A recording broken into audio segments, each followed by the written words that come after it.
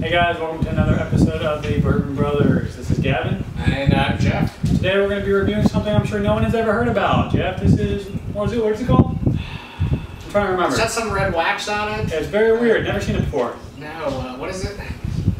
Something... Maker's Mark, you know, looks like. I think I've heard of that guy, Mark. He's a good guy, right? Yeah, very good. He makes good bourbon, right? Yep. Maker's Mark. Right here. It's a good bottle. If you haven't tried it, pick it up. All right, thanks for another episode. I'm just kidding. All right, let's get into it, Jeff. This is Maker's Mark Bourbon. It's a 90 proof bottle. No age statement. However, online research, probably around 6 years old. Yeah, they tell you it's 6.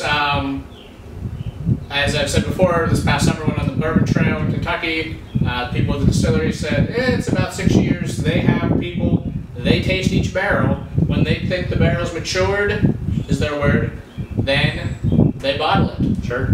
So it's approximately, they said it's at least 6, somewhere between 6 and 7. One thing I thought that was cool on the tour was that they actually give you over-aged bourbon at Maker's Mark. They age it longer because they think it proves that it doesn't taste as good as it does at the age they bottle it. The distillery is in Laredo, Kentucky. It was started in 1954 by Bill Samuels. And as you'll notice on the logo, it says S, which is for Samuels, and then IV, which means Roman numeral 4. And that means he is saying that he is the 4th generation distiller in his family. Not a Maker's Mark, but generally. The distillery is a National Historic Landmark and on the National Register of Historic Places. And it's technically called the Burke's Distillery, which I guess is what it was before it became Maker's Mark. And one other interesting little tidbit, they spell their whiskey without an E, which is the Scottish spelling of whiskey, which most people do it with the EY at the end, they just do the Y. Very good. Just a couple little tidbits about Maker's Mark. Awesome, thank you, Jeff. Let's not waste any more time. You see we've got our nice Maker's Mark glasses. Yes, since we had them, we figured it made sense to really enjoy it from the appropriate barware. So fairly difficult to take a look at the color from using these glasses. So we'll do our best with what we're working with. A small little 375 milliliter bottle. Jeff, what would you say this color? Fairly dark. Yeah, especially for a 90, it's got a pretty decent color. Just a little bit of maybe copper. Right. Some amber, probably. I'd say. Kind of a little lighter amber side. Yeah. Great. Let's get into some nosing, shall we?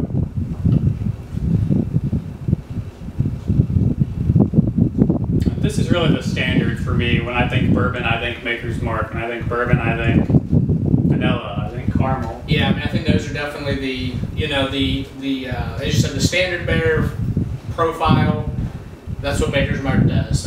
One thing they do, they're a wheated bourbon, which is probably not the majority of bourbons, but there's a decent number of wheated bourbons, but they're probably the most common, most widely available. Sure.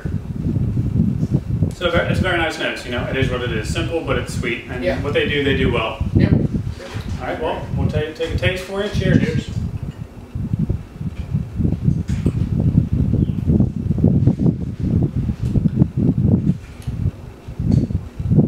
Yeah, I mean, when I think bourbon, I'm thinking of these 3 flavors. Vanilla, that caramel, that oak. Throwing some cherry in there. Yeah, a little bit of cherry. I had to pick that up along with what you said. I mean, Maker's Mark, like you said, they're standard. Nothing's going to surprise you. You know what you're getting. Yep. They're pretty vigilant about making sure everything is standard. It's like you said. It's just the standard. This is what bourbon is, and that's their niche in the market, if you will. Certainly, and this is a lot of people's first bourbon.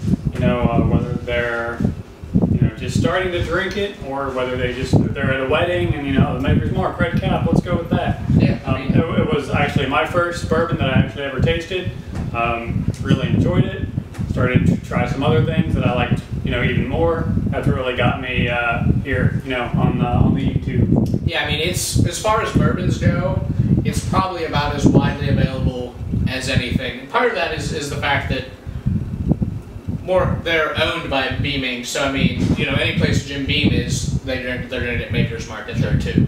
But it's widely available. It's got a good following, very loyal customers. I know this past year they talked about trying to lower the proof and got a lot of backlash from their loyal drinkers, and it stayed at the 90 proof. But yep. It's a great distillery.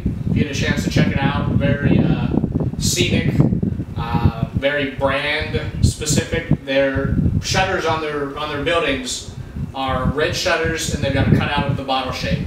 So I mean, they've got a very succinct marketing strategy. The red wax is very iconic.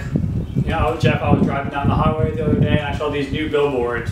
This huge Maker's Mark bottle, and it was being poured, kind of like a 3D billboard, poured into a truck that was a part of the advertisement there. But it was really cool. Kind of made me look twice. I don't know if that's a great thing to do while I'm driving, but it's a great thing to do from a marketing standpoint. Yeah, no, I think they hit a home run with marketing. Certainly, and Maker's Mark, one of those distilleries, marketing-wise.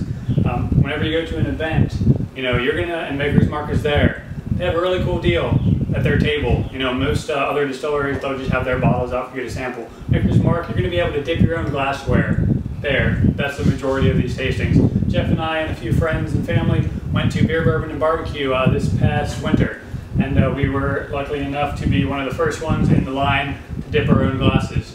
So you see that there. It's a lot of fun. It was my first time doing it. I haven't actually been able to go to the distillery myself yet. It's all my things to do, but it was really cool being able to do that and bring these home with us. Yeah, I mean, not to beat a dead horse, but they market the crap out of this stuff. Absolutely. And, people recognize it, they know what it is. Sure, and we're here drinking it, so cheers to them. Yep, definitely. Jeff, let's talk ratings. What are you giving this guy? They said it does the basic stuff really well. It's not anything that's surprising you, not a deep flavor profile. For that fact, probably maybe a 79, I think is what I'm going to give it. Yeah, I'm going to go just a little bit higher, go 82, 83. Because it is something that I would certainly buy again. Well, that's all we have for you today. Pick one up. I'm sure if you haven't, you will soon. Let us know what you think of it.